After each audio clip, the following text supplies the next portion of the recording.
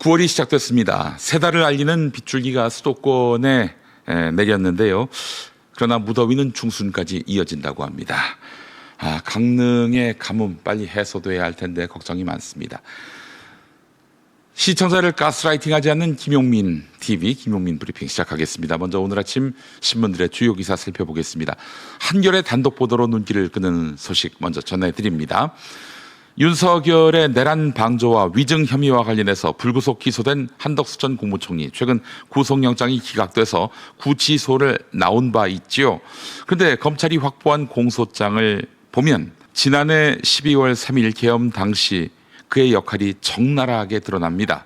검찰은 한덕수가 상황 초기에 빨리 계엄을 선포하라며 속도를 높이도록 압박했다고 적시했습니다. 그러나 정작 해제 국면에서는 좀 더 기다리자라면서 늦추는 쪽으로 작용했다는 것입니다. 계엄을 당기고 해제는 지연시킨 셈이지요. 특히 한덕수는 국무총리라는 자리에 있으면서도 헌법과 법률이 정한 중립적 조정자 역할을 저버리고 오히려 사태를 장기화, 악화시키는 데 일조했다는 것이 검찰의 판단입니다. 공소장만 무려 39페이지, 당시 행적이 빼곡히 담겼습니다. 총리의 책무를 망각한 정치적 선택이 나라를 어디로 끌고 갔는지 이제 법정에서 낱낱이 가려지게 될 전망입니다. 내란 특검팀이 한덕수를 불구속 기소했는데 혐의는 내란 우두머리 방조, 위증, 공용 서류 손상 등 5가지에 이릅니다.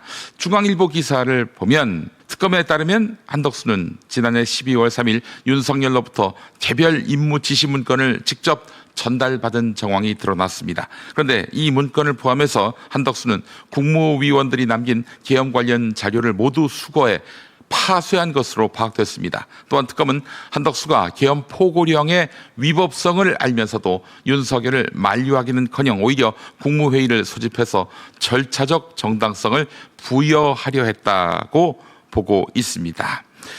다만 한덕수가 받은 문건의 구체적인 내용은 확보되지 않았는데요.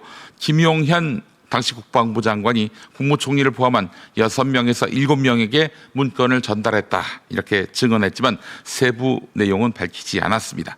향후 수사에서 한덕수가 이 지시를 실제 실행한 정황이 드러날 경우 내란 중요 임무 종사 혐의까지 적용될 가능성이 커 보입니다. 다음 소식입니다. 김건희 특검이 국민의힘 권성동 의원에 대해서 구속영장을 청구했는데요. 혐의는 통일교로부터 1억 원이 넘는 특별 불법 정치자금을 받았다는 것인데 이번 영장 발부 여부가 통일교 한학자 총재 수사의 성패를 가늠할 분수령이 될 것으로 보입니다.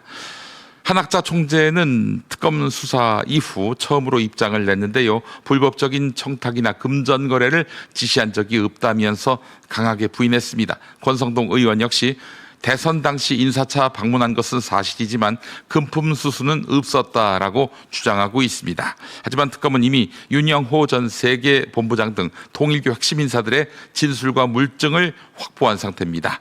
권성동 의원이 대선 기간 한학자 총재에게 큰절을 하고 현금이든 쇼핑백을 건넸다는 구체적인 정황까지 포착했습니다. 한학자 총재가 권성동 의원에게 말입니다.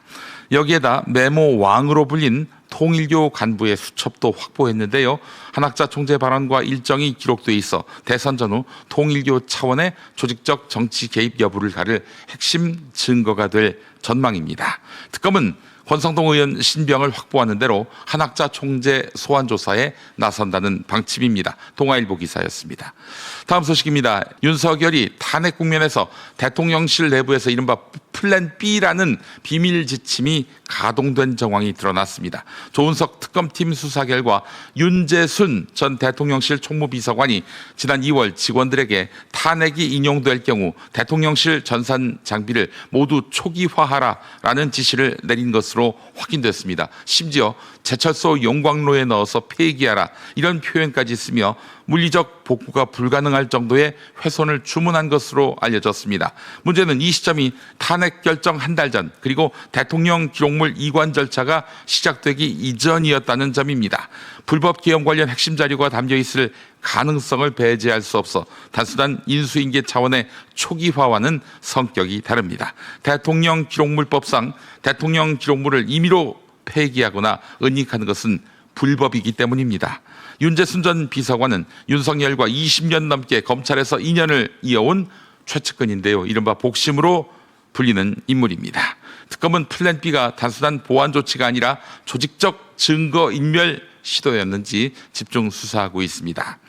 서울 양평고속도로 노선 변경 의혹 MBC 단독 보도 보겠습니다.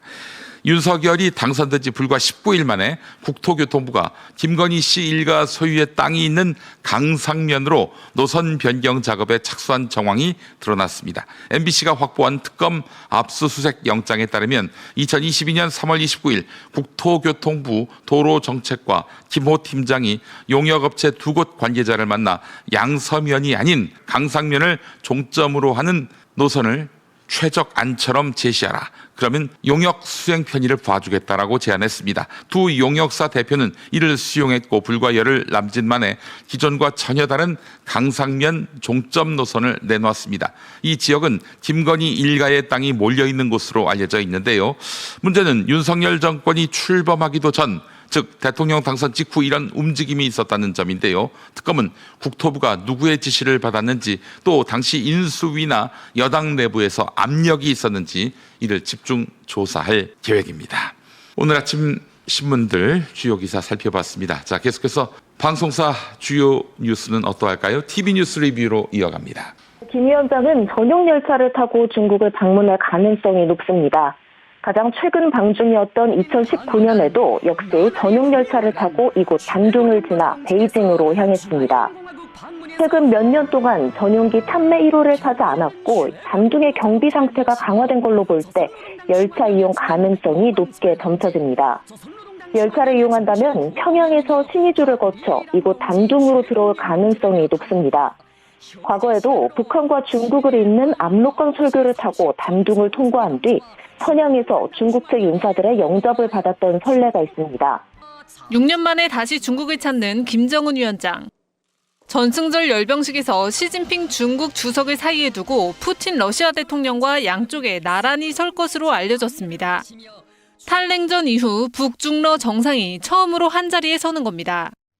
이번 김 위원장 방중에 대해 조현 외교부 장관은 중국과의 관계 복원 시도라고 분석했습니다. 우크라이나 전쟁 기간 북한은 특히 군사적 측면에서 러시아와 밀착해왔습니다.